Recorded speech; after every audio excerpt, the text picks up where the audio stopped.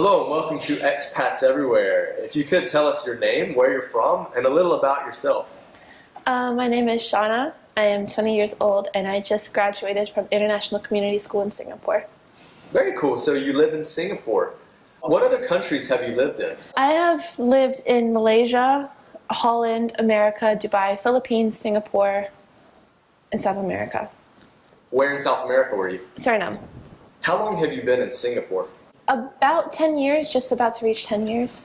So while you were younger, you were moving around a lot, and then your family kind of settled in Singapore for 10 years? Yeah, we used to move between every 3 to 12 months. And then Dubai was the first time we stayed somewhere longer than a year, which was a little over 2 years. And then Singapore, now we've been 10 years, and we're about to head back to Holland. Okay. What do your parents do? My dad is a marine engineer. So he does a lot of like bridges in the water and jetties and things like that. And my mom is a certified health coach. Oh, very cool. Well, so you're a student. Yeah. A recent student. You just graduated. And do you have plans to go to university? Yeah, I will be attending university in Holland, where I will be studying social work. Well, let's talk about your experience in Singapore. What is it like being a student there? It's very interesting. You meet a lot of people from different cultures and different countries, and you kind of relate to everybody else because everybody's kind of in the same boat of like not living in their home country. So you kind of have friendships on like deeper levels, and you kind of keep in touch with them when you move out and kind of create long-lasting, lifelong relationships. Yeah, we hear that the bond of third culture kids is pretty strong. So it's pretty special, yeah. Very nice.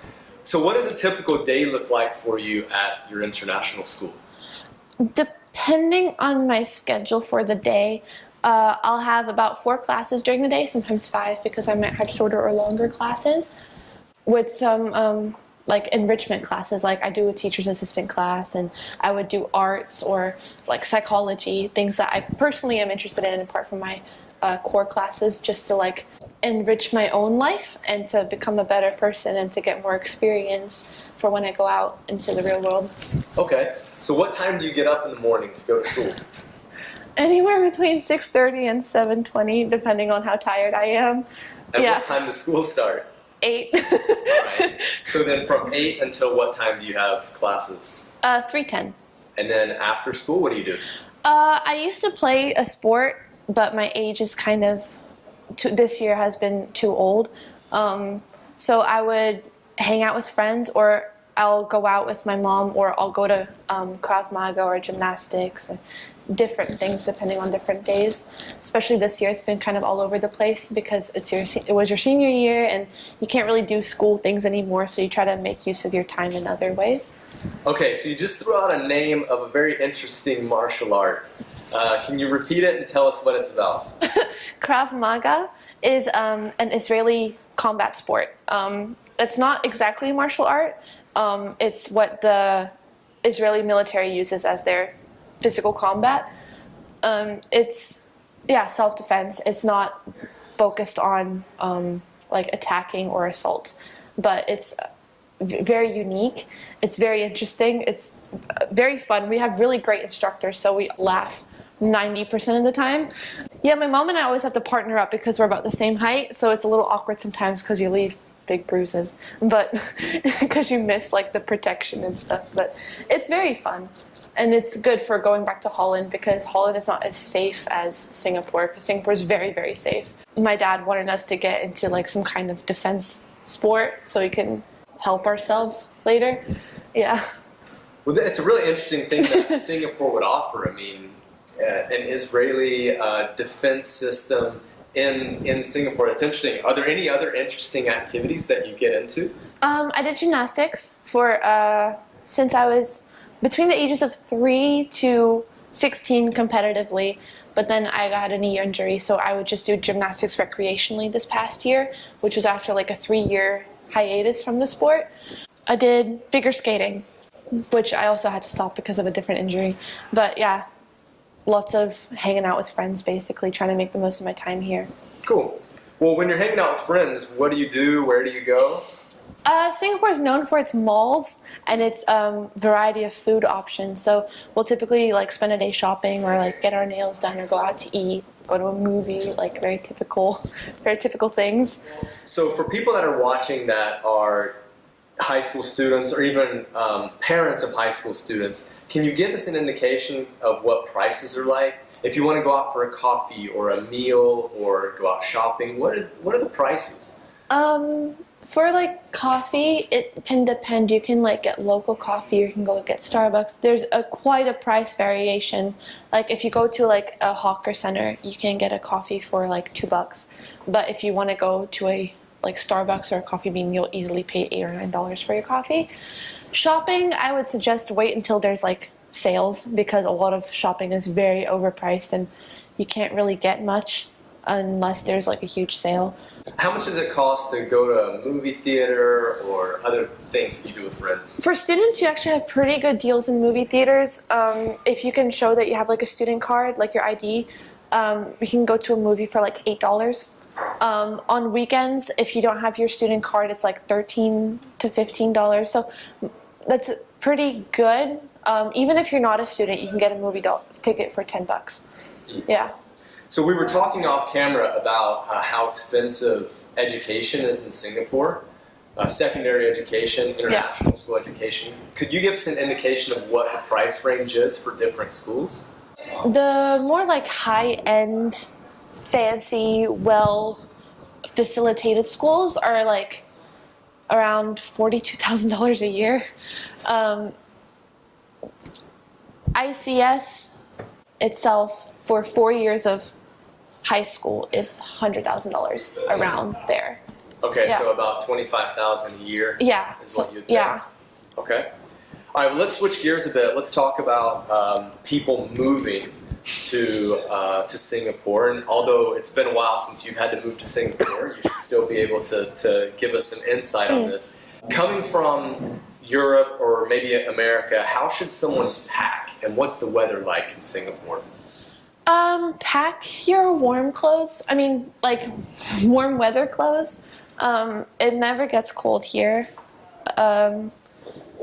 Yeah, just bring your shorts, your shirts, maybe some jeans. It'll get pretty hot, but it's pretty standard year round. During the winter months between November and December, it does cool off a little bit. It can go like in the evenings, it could be like 24, 25 degrees Celsius, which is like very, very nice. But like during the summer months, during the day, it's very hot. So don't bring like your sweaters or your boots or whatever, because you're not going to wear them. Yeah, it's very different from Europe or American climate. It's very tropical. Okay. What are things that you can't find in Singapore that you recommend people bring from their home country? Foods. Like if you like your certain types of foods, Singapore does have a lot to offer, but we often, like Holland has like chocolate sprinkles and delicacies called stroopwafels, and we have to bring those because you can't get them here. So if there's particular foods that you like that are like authentic to your country, like bring those. I think that's about it, because you can get your clothes, you can get different furniture items, like you don't have to bring those necessarily over from where you're coming. Like if you want to bring anything, bring your food. Okay, good advice. Earlier you said that Singapore is really safe, so let's talk about that. How safe is it? Do you feel safe on a personal level? I feel very safe.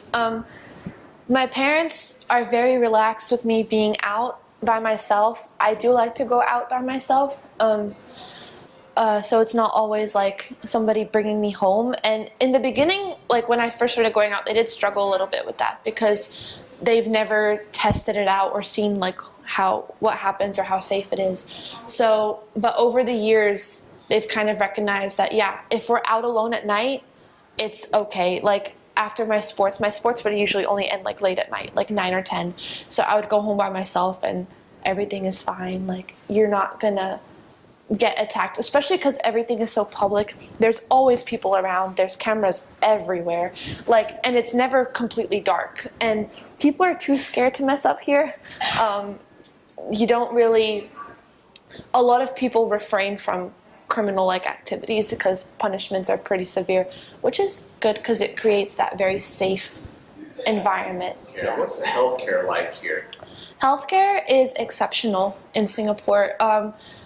It has some of the most leading medical technology in the world. One example of my own knee surgery is where I could get like a donor tendon rather than getting my own hamstring tied around my knee, which is a practice only done in Singapore because it's only like finalized in Singapore and the doctors were able to figure it out. So they are very, very good in healthcare. There's plenty of insurance companies that will help you out, pay your medical bills. There's also government hospitals, which have not as many fancy facilities. Like you don't often have like private rooms or air-conditioned rooms, but there's also good medical expertise in general hospitals, and but the price is a lot cheaper there.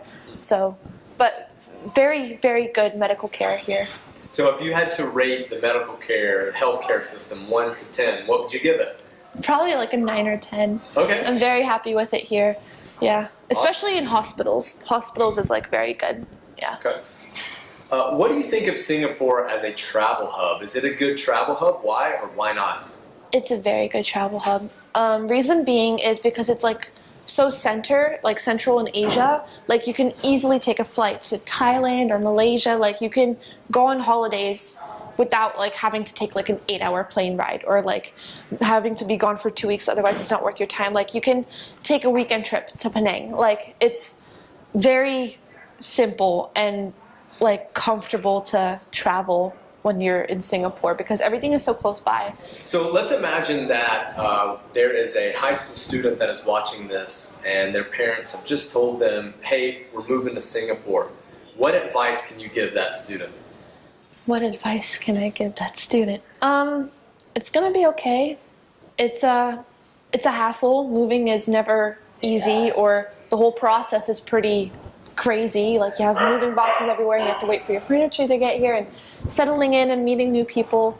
I think unless you go to like an international environment, like if you're really gonna be around the Singapore people, you really have to make an effort to become a part of social groups and stuff because they're pretty reserved.